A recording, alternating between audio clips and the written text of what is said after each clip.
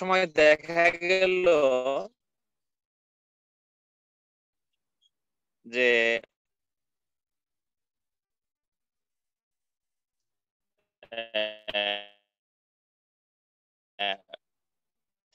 কল্যাণের শরীর থেকে সেই শেখরাকে দিয়ে, তো এমন অবস্থায় কোনো দিশকুল না পেয়ে কল্যাণের বাবা সোমনাথ অনুপমকে ডাকেন যে, বাবা তুমি এদিকে আসো।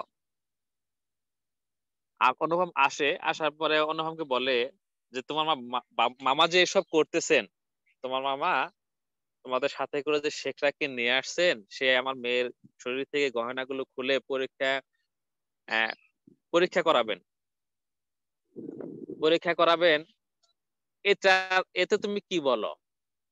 তো অন্য কল্যাণীর বাবার মনে মনে সিদ্ধান্ত বা চিন্তা এরকম যে অনুপমের মামা যাই করতেছেন, যে এক্সেস মানে সবই যা করতেছে সবই বেশি মানে অতিরিক্ত। সমাজে কিছু মানুষ থাকে না যে বক বক করে বেশি বেশি কথা বলে, বাচাল টাইপের, এরকম চরিত্রের মানুষ এলো অনুপমের মামা। তো এরকম যাই কিছু করতেছেন সবই মুখ বুজে সোমনাথ সেন সহ্য করতেছেন।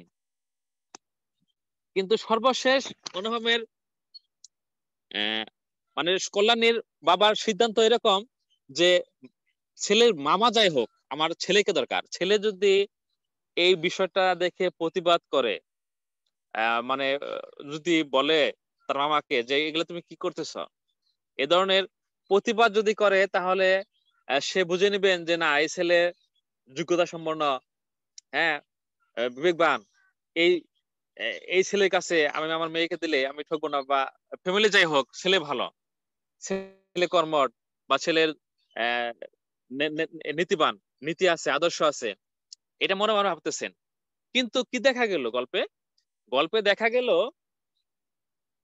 যে অনুপম ঠিকই চলে আসলো, কিন্তু সে সবার সামনে একটি কথাও বলতে পারলো না। সে কিছু বলার আগেই তার মামা বলল, ও কি বলবে, ও ছেলে মানুষ, আমাদের যে কথা পরো সেই ঠিক সেই কথা। সেখানে অনুপম কিছুই বলতে পারলো না। তো এই ঘটনা দেখে কল্যাণীর বাবা খুবই কষ্ট পেলেন এবং কষ্টগুলো প্রকাশ করলেন না। তো পরীক্ষা কিন্তু করলো, মানে শেখরা সেই সবগুলা গহনা পরীক্ষা করলো।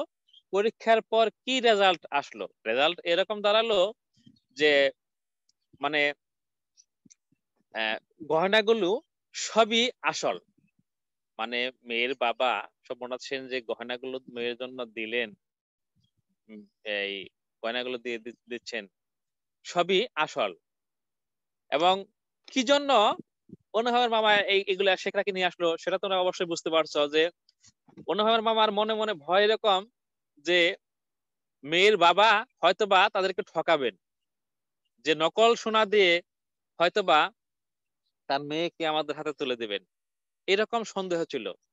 তোমরা চিন্তা করে দেখো যে একজন মানুষ কতটুকু ছোট মনের মানুষের পরিচয়, ছোট মনের পরিচয় দিলে এরকম একটা কাজ করতে পারে, যে এই বিয়ের অনুষ্ঠানে কনের শরীর থেকে, গায়ে থেকে সেই গহনাগুলো খুলে পরীক্ষা পরীক্ষা করে দেখবেন সেখানে আসল না নকল সোনা। এরকম একটা চরিত্রের মানুষ অনুপমের মামা। তো সেই সবগুলা সোনা পরীক্ষা হলো, পরীক্ষা করে দেখা গেল না সবই আসল।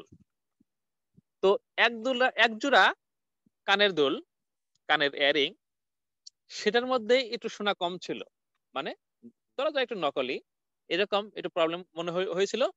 তো পরে জানা গেল যে সেই সোনাগুলো মানে কানের দুল দুইটা এই অনুপমের ফ্যামিলি থেকেই বললো যে তারা যে সোনাটা দিচ্ছে সেটার মধ্যে একটু ভেজাল ছিল। আর বাকি সোনা মেয়েরা বা যেগুলা তৈরি করেছে সেগুলা সবই আসল। তো এরকম পরিস্থিতি দাঁড়ালো। তো তো অনুপমের কল্যাণীর বাবার মনে মনে তো খুব মানে কষ্ট। সে সে মনে মনে সিদ্ধান্ত অলরেডি একটা নিয়ে ফেলেছে। সে সবাইকে বলতেছেন যে আসেন আপনারা সবাইকে বসেন, বসেন, আহ খাওয়া দাওয়াটা করে নেন। তো অনুপমের মামা বলতেছেন খাওয়া দাওয়া তো পরে করবো, আগে বিয়ের কাজটা শেষ দেই। তো কল্যাণীর মামা সোমনাথ সেন বলতেছেন না, আগে খাওয়ার দাওয়াটা শেষ করে নেন। তো খাবার দাবারটা মানে মোটামুটি তাহলে বলে ঠিক আছে খাবার দাবারটা খেয়ে নেই। তো অনুভবকে বলে ও তাহলে সবাই গিয়ে বসুক। না অনুভব তো আপনাদের সাথে বসুক এখানে খেয়ে নেই। পরে সবাই বসলো। সবাই সবাই সবাইকে খাবার দেওয়া হলো। সবাই খুব সুন্দরভাবে খাবার খেলো। খাবার টাবার শেষে এবার কল্যাণীর বাবা শম্ভুনাথ সেন বলতেছেন আপনারা এবার আসতে পারেন। তখন হঠাৎ অবাক অনুপমের মামা, মানে কি বলতেছেন এগুলা? তিনি বলতেছেন আপনি কি বলছেন এগুলি? আমরা আসতে পারি মানে? আপনি মাথা ঠিক আছে কিনা? বলে আমি ঠিক আছি, আপনারা ঠিক নেই, আপনারা এবার আসতে পারেন। যে কেন? না আপনাদের সাথে আমাদের আত্মীয়তা চলে না। আপনারা যে মনের পরিচয় দিচ্ছেন তাতে আমরা আপনাদের সাথে আত্মীয় করবো না, আপনাদের সাথে আত্মীয় চলে না। তো তোমরা চিন্তা করে দেখো যে তৎকালীন সময়ের যে গল্পটা বা এই ইতিহাসটা এরকম।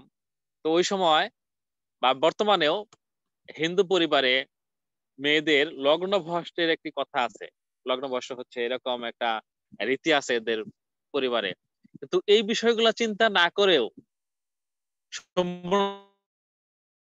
আছেন তার মেয়ের কথা, মানে তার ক্ষতি হবে কিনা বা এরকম কোনো হবে কিনা এরকম বিষয় চিন্তা না, মানে এদের সাথে এই ফ্যামিলির সাথে আত্মীয়তা করা ঠিক না। এটাই কিন্তু আসলে রবীন্দ্রনাথ স্পষ্ট আকারে বুঝিয়েছেন যে আসলে যেটা ন্যায্য, যা করা মানে এই মুহূর্তে যা করা করা উচিত সেটাই কিন্তু এই সম্রাট সেন করেছেন, সেই জবাবটাই দিয়েছেন।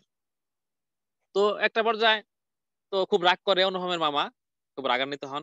আরো বেশি রাগান্বিত হন এটা ভেবে যে সোমনাথ সেন কৌশলে সবাইকে খাবার দাবারটাকে খাওয়াই নিয়েছেন। এটা ভেবে আরো রাগ, মানে সোমনাথ অনুপমের মামা আরো রাগ যে আমাদেরকে বিয়ে থেকে মানে আমাদের তারাই দিচ্ছে, বিয়ে দিল না, এটা দিল না আমাদের কাছে, তারপরে আমাদের খাওয়াই দিয়ে বিদায় করতেছে। এটা তো আরো বেশি অপমানের। এটাই ভাবতেছে মনে মনে যে এটা তো আরো বেশি অপমানের। তো একটা পর্যায়ে চলে আসতে হলো। একটা পর্যায়ে অনুপম অনুপমকে বরযাত্রী মানে সব পরিবার সবাইকে নিয়ে সেখান থেকে চলে আসতে হলো। কারণ শম্ভুনাথ সেন কল্যাণীর বাবা সে আর এখানে রাজি নন। এরকম তো তারা চলে আসলো। তো একটা বছর হয়ে যাচ্ছে, অনুপমের আর মানে বিয়ের আগ্রহটা হারিয়ে ফেলেছে, এরকম একটা ঘটনা ঘটলো। তাকে নিয়ে ওরকম আর মেয়েও দেখতেছে না, আর অন্য কোনো জায়গায় ওরকম খুব একটা বেশি জোর টোর করে মেয়েও দেখা হচ্ছে না, বা বিয়েটাও হলো না। একটা বছর হয়ে গেল আর কি। এদিকে কল্যাণীরও আর ওইরকম বিয়ে হয় নাই। সেও বিয়ের প্রতি মানে ওইরকমই না, যে বিয়ে আর করবোই না এরকম একটি কথা কল্যাণী বলে। যে গল্পের শেষে এরকম আছে যে কেন সে বিয়ে করবে না, এরকম আছে। আমি গল্পের শেষে তোমরা বুঝতে পারবে, সে পর্যন্ত আমি আসতেছি। তো তো এক বছর চলে যাচ্ছে। এরকম সময় অনুপম তার মাকে নিয়ে তীর্থে যাবে। অনুপম তার মাকে নিয়ে তীর্থে যাবে। তো যাওয়ার জন্য প্রিপারেশন নিছে, বের হয়েছে, তারা যাচ্ছে। কেমনে যাচ্ছে? ট্রেন যুগে তারা ট্রেনে যাবে তীর্থে। তো এরকম সময়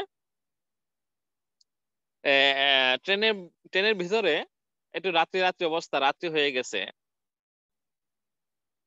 ট্রেন যাচ্ছে, একটা পর্যায়ে ট্রেন স্টেশনে থামছে। তো এরকম একটা সময় রাত্রিবেলা একটা আওয়াজ অনুপমের কানে আসে। আওয়াজটি কি? যে শিগগির চলে আয়, এই গাড়িতে জায়গা আছে। শিগগির চলে আয়, এই গাড়িতে জায়গা আছে। তো ঘুমের ঘুরে এরকম একটি আওয়াজ অনুপম শুনতে পায়।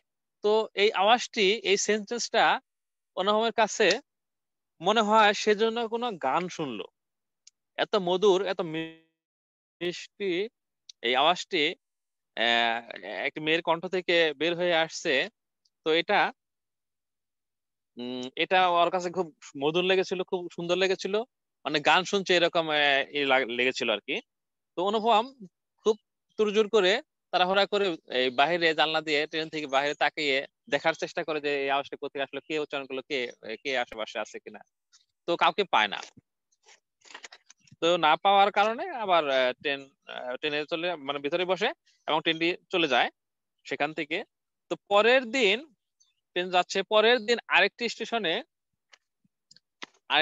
স্টেশনে তারা নামে, মানে অনুপম এবং অনুপমের মা স্টেশনে নামার পরে সেখান থেকে ট্রেন থেকে গাড়ি করে যেতে হবে। তো সেখানে ফার্স্ট ক্লাস আইটেমের কোনো গাড়ি সেখানে সেখানে ফার্স্ট ক্লাস কোনো গাড়ি তারা পায় না।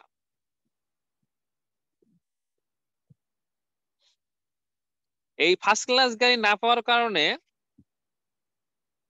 তারা সেকেন্ড ক্লাস গাড়ির জন্য অপেক্ষা করে।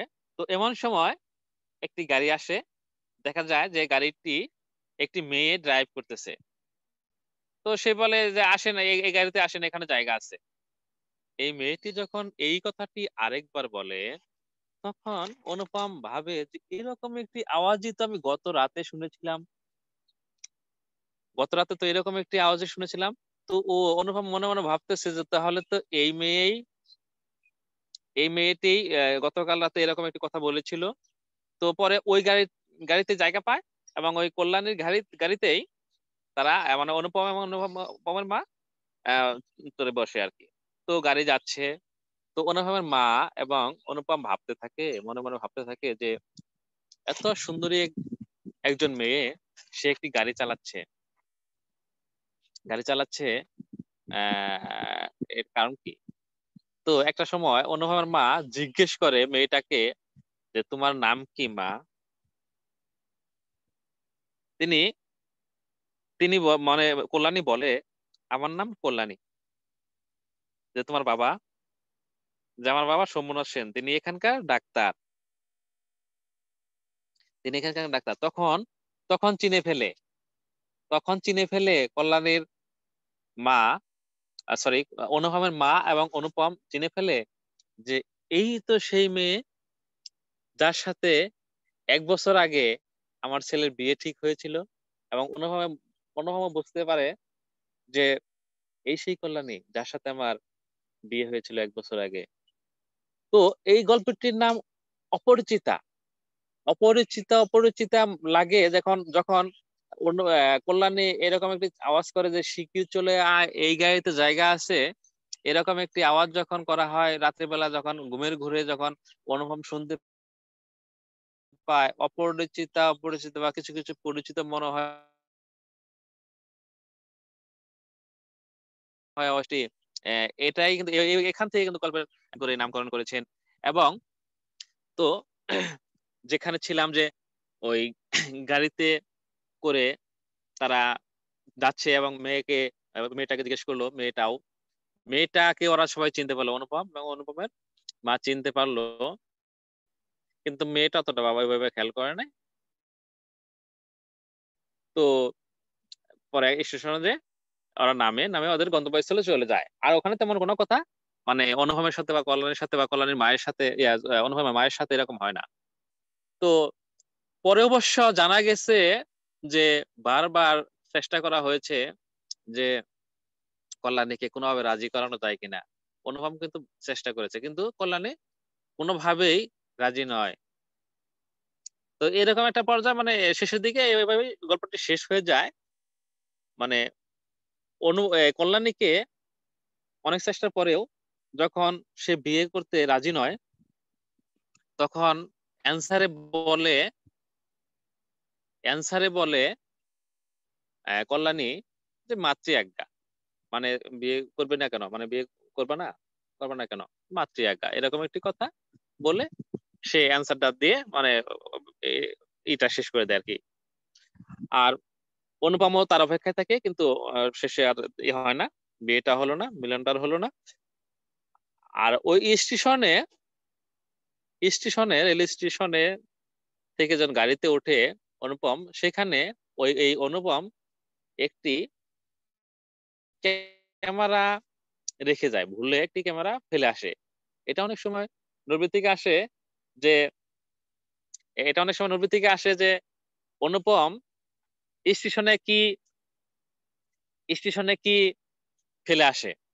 তো এটা অ্যান্সার হলো যে অনুপম স্টেশনে ফটো তুলিবার একটি ক্যামেরা রেখে আসে।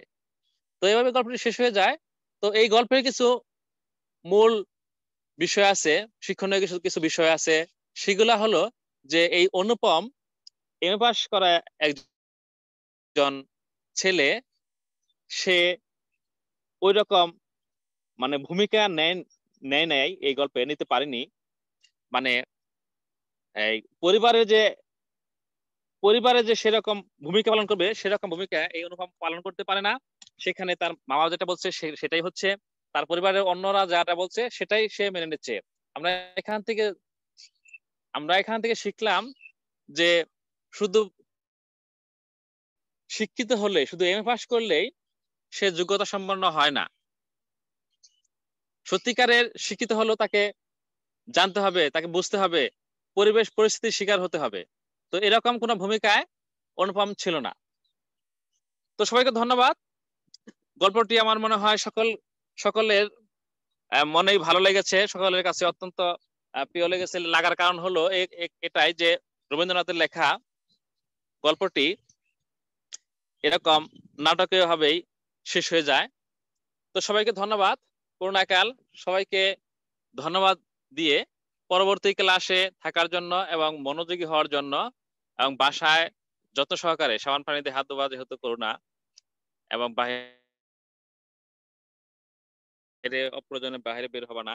সকালকে শেষ করছি। আসসালামু আলাইকুম।